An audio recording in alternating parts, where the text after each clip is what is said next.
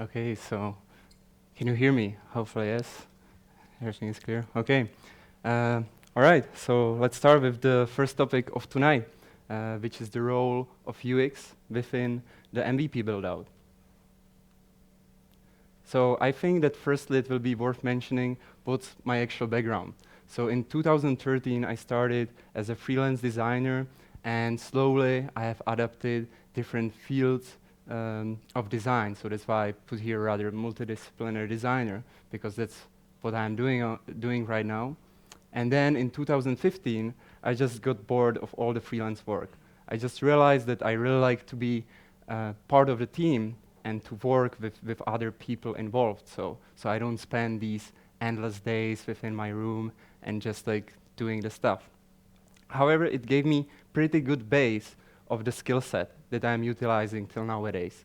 So to name few of them, it's firstly that as I was the only one in the team, I had to develop both skills in the actual programming and also within the design.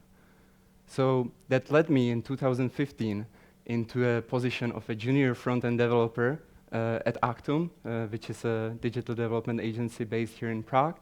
And here I spent quite some nice time where I was working on big projects. It was like a corporate environment, so everything was kind of new to me. And here I had the chance to work on big projects like Western Road, Macro or Metro, and so on. However, soon enough, I have realized that the front-end development is not something that I want to spend my time with. And I decided to pursue the opportunity of becoming a digital product designer in the company called Glamy. I'm not sure how many of you are familiar with the Glamy. It's quite a big startup here in Czech Republic. There's a lot of initiative and movement right now. And yeah, I started when the company was just like about 8 people big. So it was kind of super early stage of that. And that means that I had to take on different heads or different positions of a variety of people. So here again, my work actually varied from actual branding to mobile apps to websites. Actually, back in 2015, there was this, I mean, the boom was much earlier, but there was this boom of the responsiveness. Everyone wanted to have a responsive website, but there was not that many people that were able to do it here in Czech Republic and in Czech market. And yeah, so that gave me a really great opportunity to develop again my skill set within another team, another company. And I have been, I have seen how that company from 8 people grown into a company with 60 people, and they have nowadays about 30 million active users every month. So it gave me also this access to a huge analytics about these people, so I could better evaluate how we should develop the product to the next stage. However, at some point, I have realized that it's again time to change, because I just felt that I have nailed the skills within the Glamy, and there's I need to move on basically with my career. So I joined a company called Oakslab. I'm not sure how many of you know the company, because it's quite still quite young company. It's there for last 3 years, and what they are focusing on are 3 different things. So firstly, it's Oakslab Digital. That's where digital agency builds actual tech startups. That's where I will be basing a lot of the theory that I will be talking you later on. Then there is something called Ventures, which serves as a fund investing in creative tech ideas. And then there is the third thing, which is a platform of educating future leaders in tech, which is called Oakslab Academy. As I have told you, for us tonight, the most important part will be Oakslab Digital, which is the biggest part of the company, and that's how the company were started. And here again, to just highlight some points before we will continue to the topic. So we are delivering concept to products. That means that quite often, mostly, let's say, people come to us only with the ideas and with the funding. That's everything they have. So as I will tell you later, we can't even speak about a startup environment, because it's kind of pre-startup environment. These guys doesn't have nothing, just the crazy idea that they want to build out, and the funding, ideally. Then within the Oaks Lab Digital, we have a team consisting of 50 different people. We have their positions of designers, engineers, PPMs are there to support the project, and so on. Also, which became kind of standard nowadays, we are located both in Prague and in San Francisco. I don't know what every company have with this these days, but everyone is based everywhere.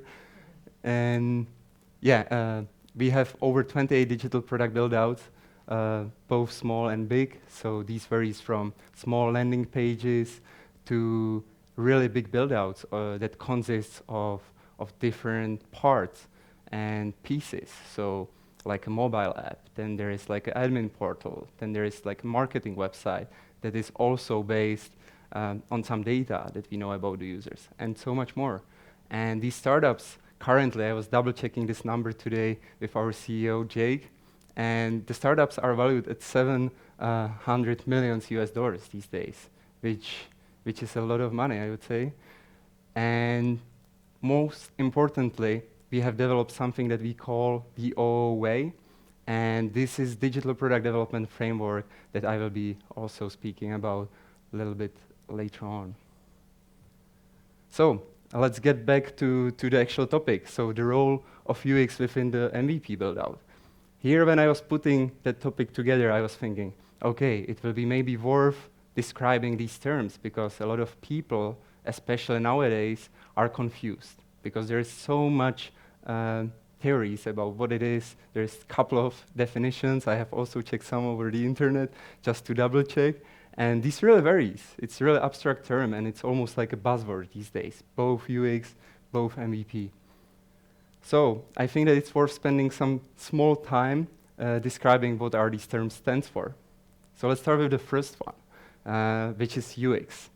Is there someone who can come up with some description of how would you describe what is actually UX? And I mean, today it's completely fine to say whatever you think. It doesn't have to be correct. I then have there like some outline what I think it is in my words. So yeah, is there someone who is willing to answer that question? Come on, someone.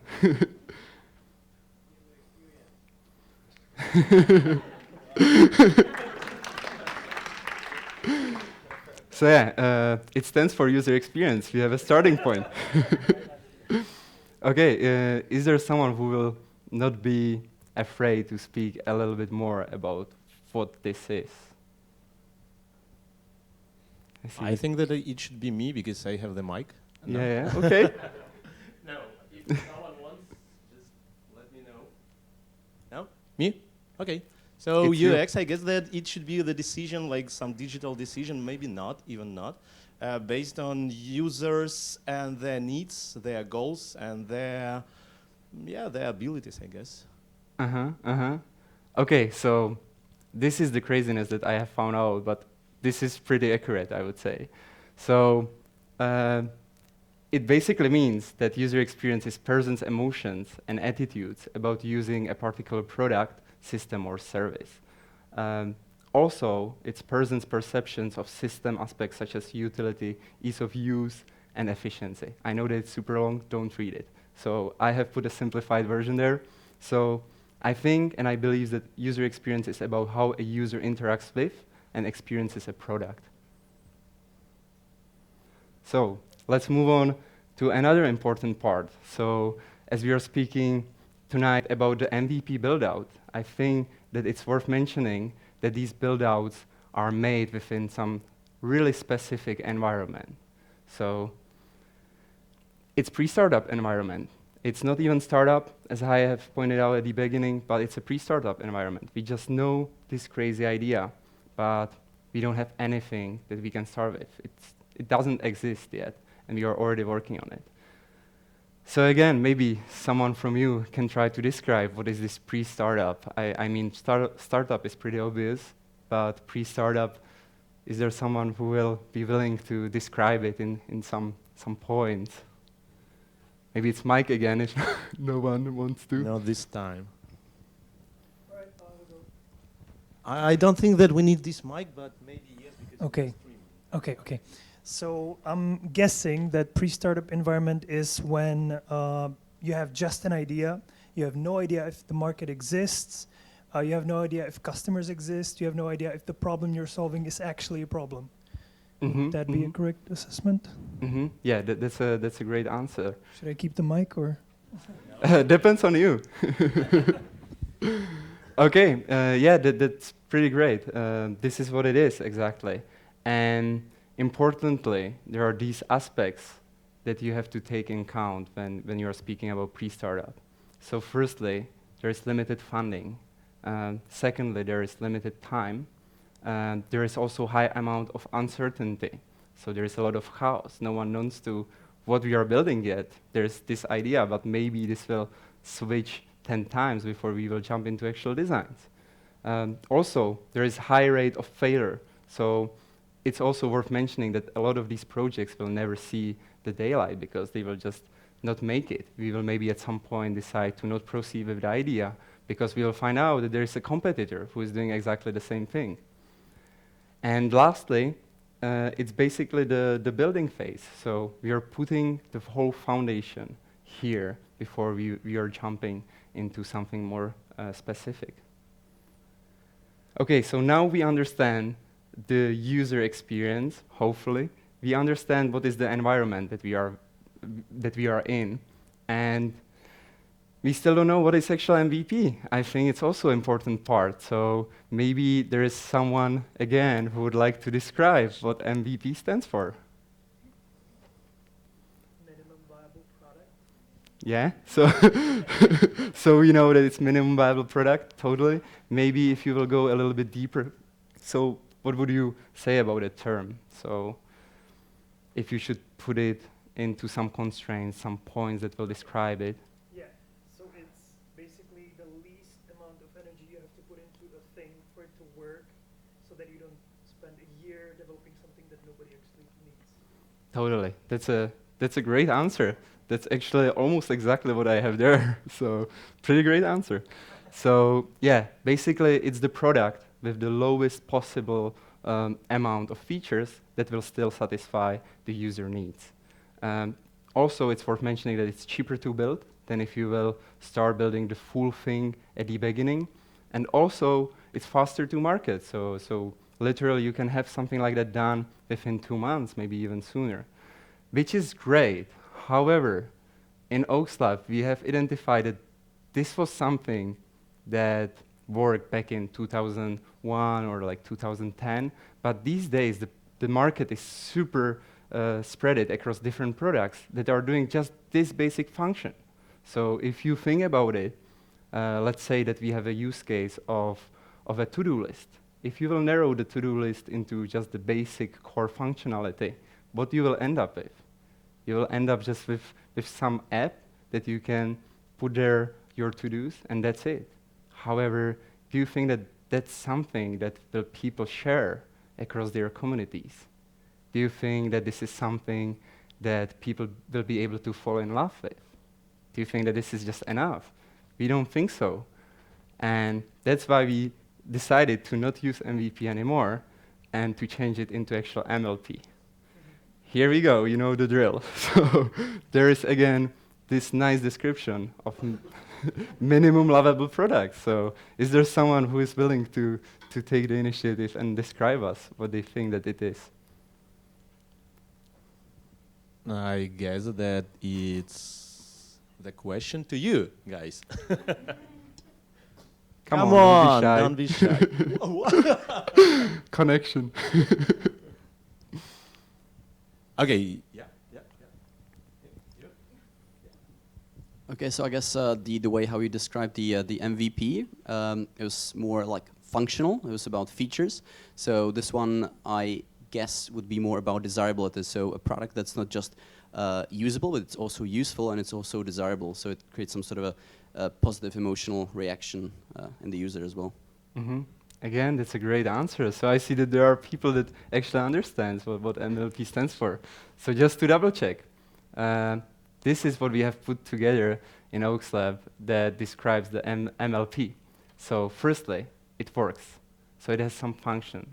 That's something that this is something that has to be delivered on. Secondly, it looks good, so it has certain aesthetics. And thirdly, it's memorable, so it's unique. It has to stand out in a good way, ideally. And as a last thing, it triggers some emotions. So exactly how was said, it carries on some emotion and it triggers something in you when you are using that product.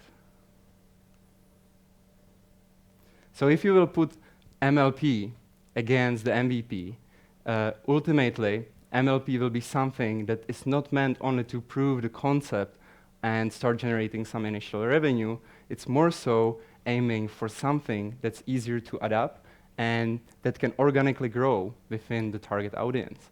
So if I should simplify it even more, you are not building another to-do list with just one function that is to do, but you are building something that will have maybe some certain of animation there when you are aiding this.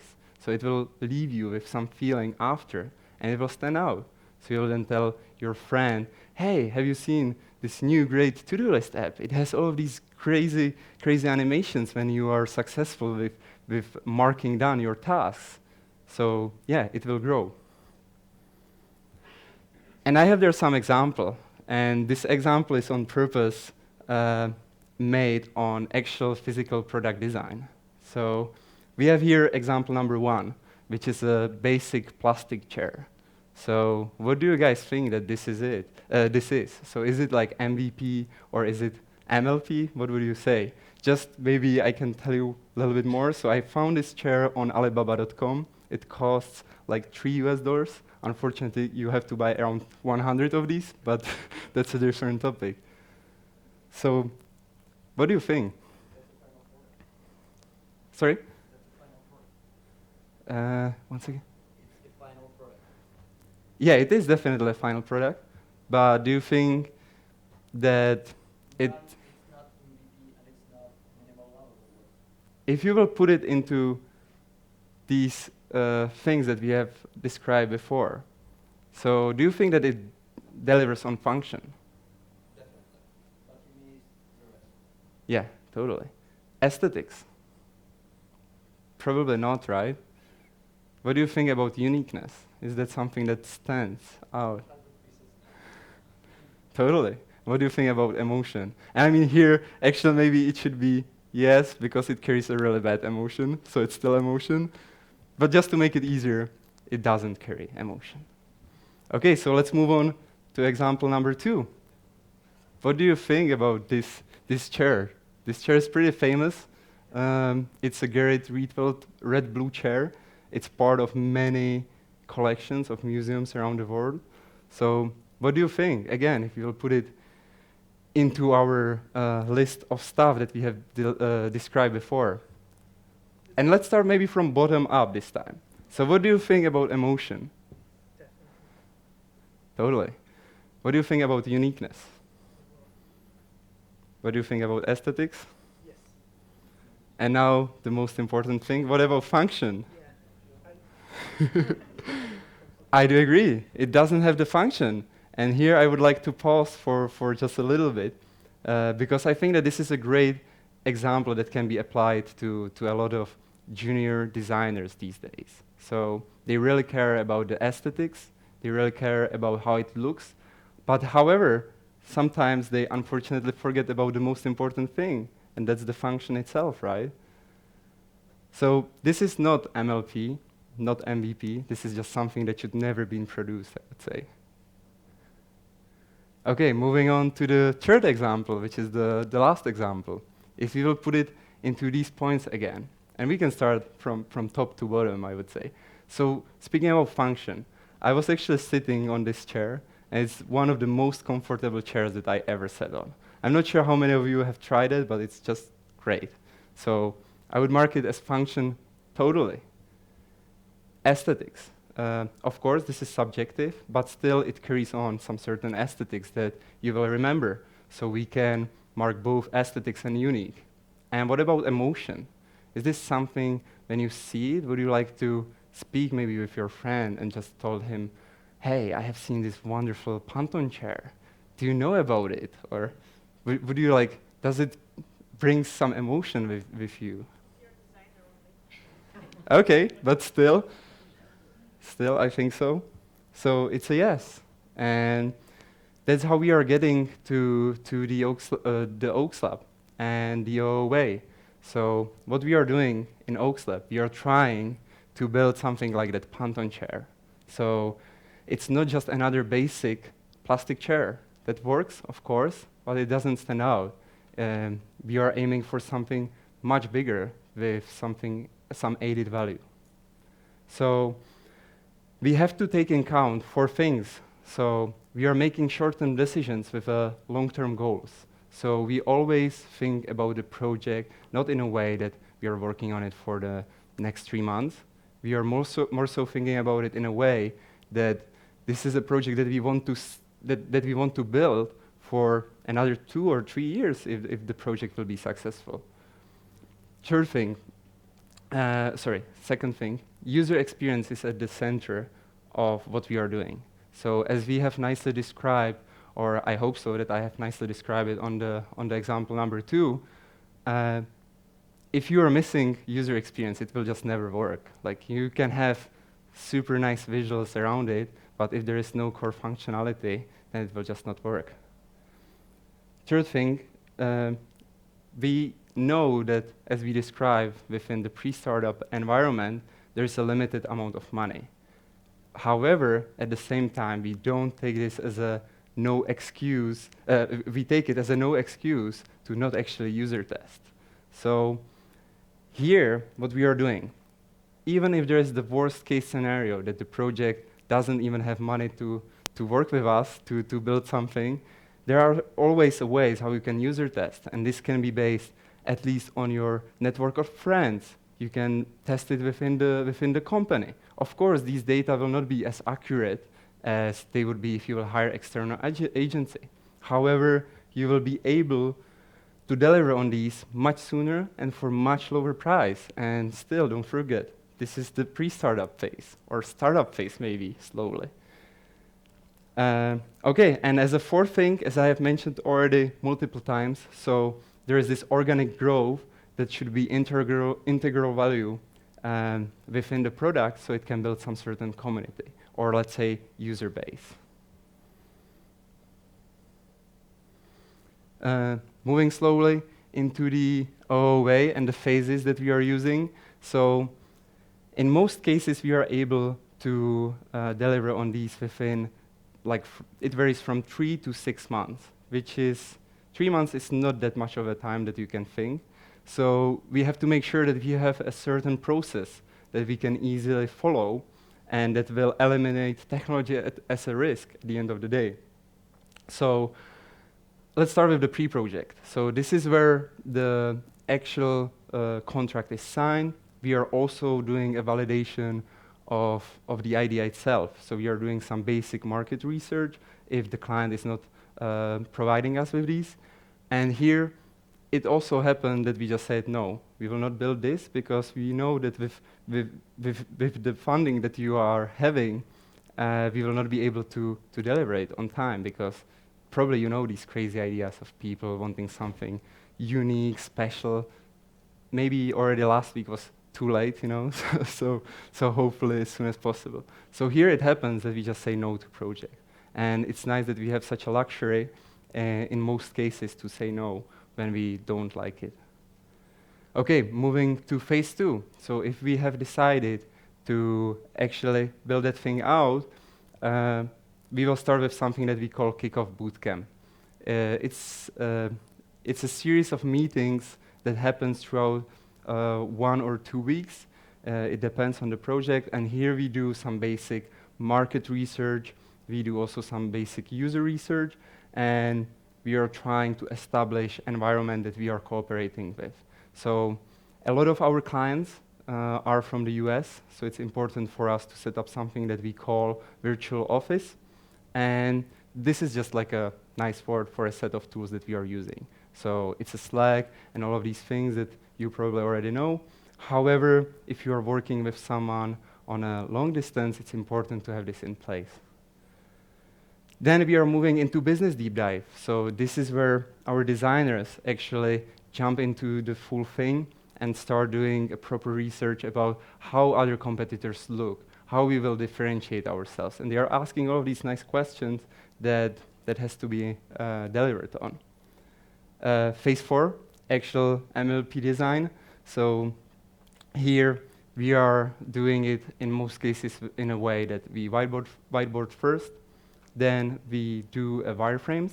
With these wireframes, we do first user testing, and then lastly we are delivering on the high fidelity designs that already have some user testing applied to it, and we are doing another user testing.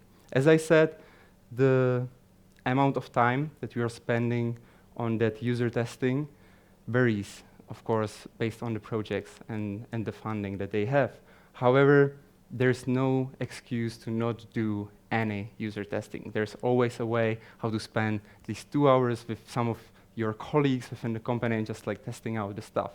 So this brings me to the fact that with MLP designs and with these companies, you can also quite often use like a heuristic design approaches. I mean, to some extent, of course. You cannot do it fully. However, there are some things that you probably learned already on the previous product, right? It's dangerous. There is a lot of use cases where this made the project to fail. However, there are still some basics that you can take as a foundation. Okay, then we are moving to MLP engineering. This is where our designer stays on the project, but is more so like a supportive role to the engineers. So here, actual handover of designs is happening, and the designer constantly checks in the output of the engineering team. Phase 6, that's beta launch and pilot. Here we are aiming to release with a limited amount of people. Again, it varies on the funding. However, ideally we are releasing with some certain group that we can test it on. Lastly, it's phase number 7, and it's versioning. This is where we are getting into when we have a beta, not beta, but actual MLP out. And here, if the client wants, we stay on the project as long as possible so we can keep on versioning. Because then, at that period of time, we are finally starting to get some valid data from the actual users of the app. And then there's like a phase 8, which is something that, yeah, sometimes it happens, but in most cases it doesn't happen. This is there just for us if the company decides to proceed with maybe internal team later on, because at some point after 1 year of developing something, you would probably want to more so put the team inside and not to work with external agency for different reasons. Okay, we are slowly approaching, not slowly, actually quite fastly. I'm not sure what the time is. Are we on time? Okay. So we are moving into the final part, and I just want to outline some learnings of this talk. So firstly, always try to build a product that brings some value, but also a product that users will be able to fall in love with. That's what we said is MLP. And secondly, don't underestimate the importance of UX, and don't cut any corners, because it will turn out at the later stages. That's it. Thank you. Thank you, Filip. So now we will have some time for Slido, which I hate. But let's do that because, as I know that some people don't like to ask some questions in person. How can we turn on the questions?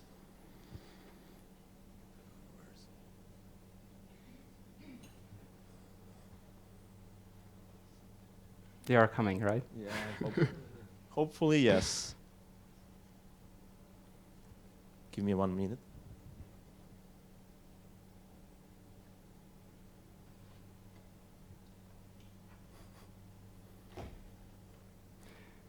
Maybe in the meantime, it's a good time to have question and answers from you guys. Is there someone? Mike, we have also some questions here, so maybe if we can. Yeah, let's move first start to with there. them. Because it seems that we don't have some questions at Slido. I love it, guys.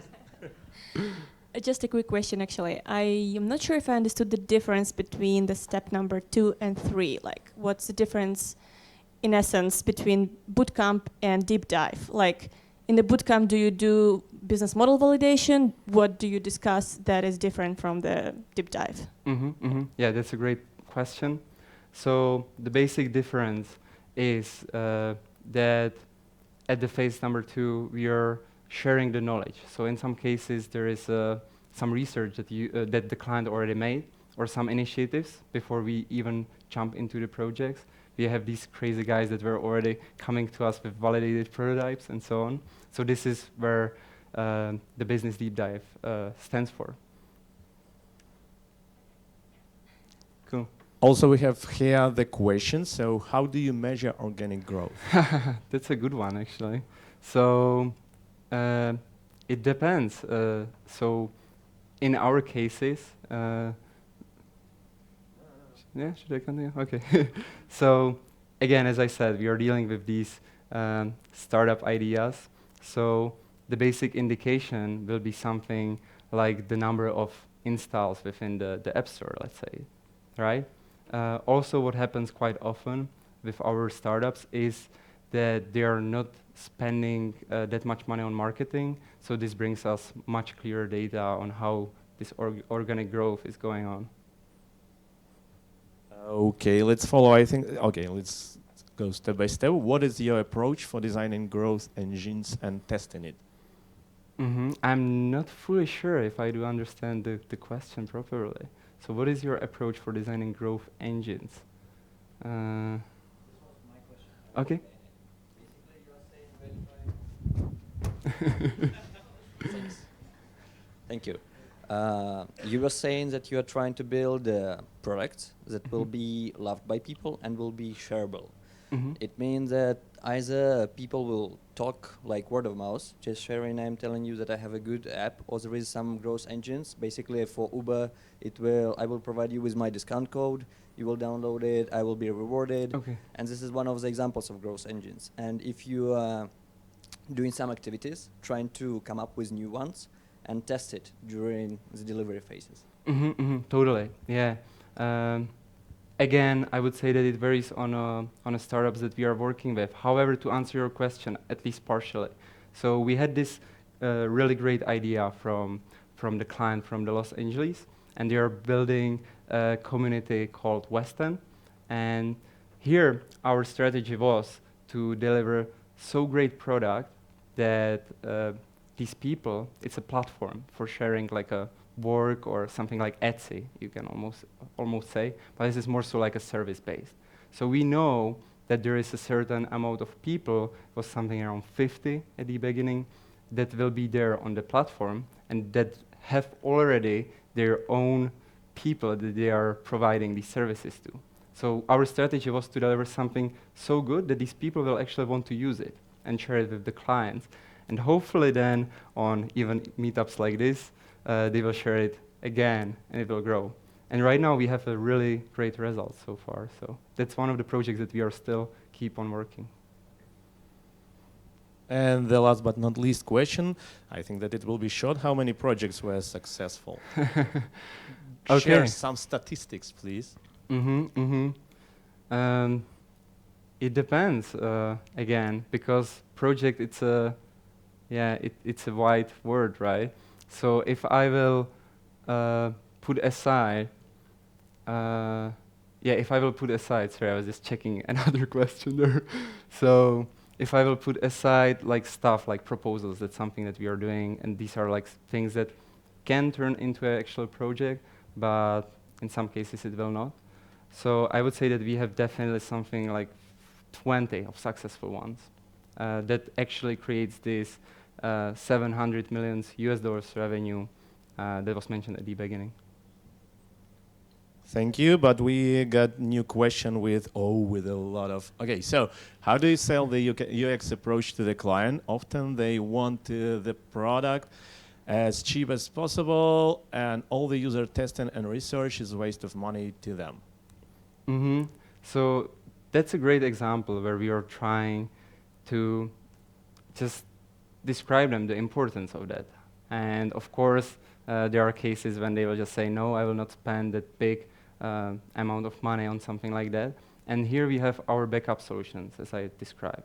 So even when the client doesn't want to, after our talk, after they don't want to proceed with the actual testing, we do at least the bare minimum of that within our company, or maybe within the people that are in the circle of these clients, and so on. Cool. However, thank you. just to do some conclusion, I don't know how to finally tell the clients that the user experience is a really important part of the product. Let's take this one as the very last. So in the first testing phase of wireframes, how do you evaluate if the concept is on the right track in terms of usefulness and emotion appeal? That's a good one. So here it's worth mentioning that within the wireframes, we of course test the core functionality. There is like, it's super hard to deliver on emotion with just wireframes, right? So that's something that happens later on, and ideally it also happens already within the target audience. So then it's much easier to evaluate whether we have succeeded with the product and MLP itself or not. Thank you so much. Thank you. Applause, please. Thanks, guys. Thank you, Filip. So now we will have a short break. I guess that 10-15 minutes, up to 15 minutes.